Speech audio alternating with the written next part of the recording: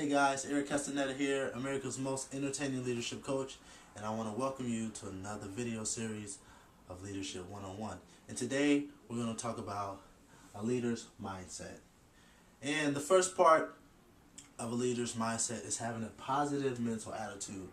Now I know that's very cliche, right? Think positive. We always heard that from childhood. If you read books, that's the big thing. Think positive. But it's not just all about thinking positive. Thinking positive helps. But you also have to be realistic. So thinking positive, let's say you're in a bad situation.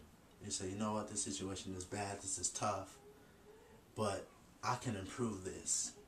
How can I improve this? That's when thinking positive is most effective. See, thinking positive the wrong way is when you go through life and you say, oh, I'm thinking positive, it's going to get better. And you're not really doing anything to make it better. And thinking positive is really useless.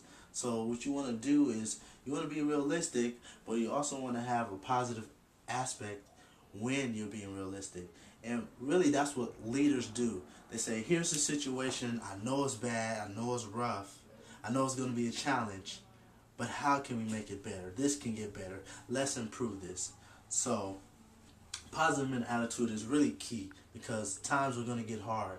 You're going to have obstacles. You're going to have days when you don't feel like doing this. So a positive mental attitude is going to carry you through. Now the second part of a leader's mindset is leaders take action. See, people who aren't leaders are people who just talk. We all know people like that. I'm going to do this, I'm going to do that, someday I'll do this, someday I'll do that. They talk a big game, but they never follow through, they never take action. And what separates leaders from people who don't get results are people who take action towards their goals, dreams, desires, whatever it is that they want in life.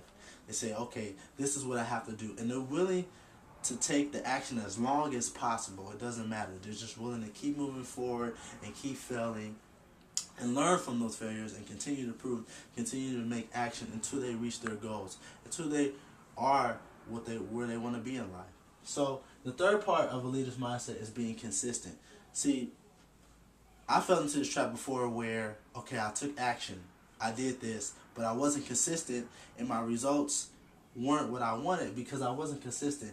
And really what I learned from all the mentors that I have and all the people who I've met who are successful, they're consistent. Whether it's a speaker, an author, a real estate investor, they're consistently speaking, they're consistently writing, they're consistently investing in real estate, reading material, listening to material.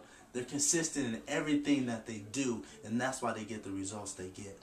I want to tell you, obviously you guys heard of Thomas Edison before, and before he discovered the light bulb, before he was successful with it, did you know that he failed more than 10,000 times? And after 5,000 failures, a reporter asked Thomas Edison, you failed at your attempt with the light bulb 5,000 times? And Thomas Edison said, no, I didn't fail 5,000 times. I just learned 5,000 ways a light bulb doesn't work. And the reason that I tell you that story is because it was his mindset that was willing to make him keep going after his failures. He had a positive mental attitude, like, okay, I failed 5,000 times, but eventually I'm going to figure it out. Let me try this, let me try that. And he was willing to keep taking action. I'm just keep moving forward because I'm going to figure it out. And he was consistent with his action. And after 10,000 more failures, he was finally successful with his attempt with the light bulb. And obviously, there's Edison, the building company, and he went on to be a great success. But it was only because of his mindset. Now, some of you guys may or may not know that when I was 15 years old, I was shot 5 times. And that experience really changed my life. But really, what got me to the point of being an author and being a speaker really was my mindset. And of course, I was sad, I was angry, I was depressed. I went through a lot of emotions. But at the end of it, I kept a positive attitude. I asked myself when I was lying in my hospital bed, how can I use this as a positive experience? Even though it wasn't a positive experience and I almost lost my life, how can I turn this around and help people? And I figured I can tell people this story because if I can overcome this obstacle of getting shot and being an innocent victim of violence, of gang violence, then and become an author and a speaker and accomplish my goals, then other people can do this too, you know. So I switched that around. I had the positive mindset about that. And then the second thing was, okay, what do I need to do in order to get my message out to people, to really help them realize that they can really do whatever it is that they want to do in life? And I figured, you know what? I want to write a book. I want to write a book so people can not only learn my story, but help change themselves and get whatever it is that they want out of life. So I started writing my book. And then after that, I just started taking consistent action. I always speaking, been going to Toastmasters since I was 17, 18 years old. I just continue writing my book. I'm writing more books. I'm filming this video series. So I'm being consistent because I want to achieve the goals where I want to get to in life. So remember, in life, it's all about your mindset. Because anybody who's successful has all these three attributes.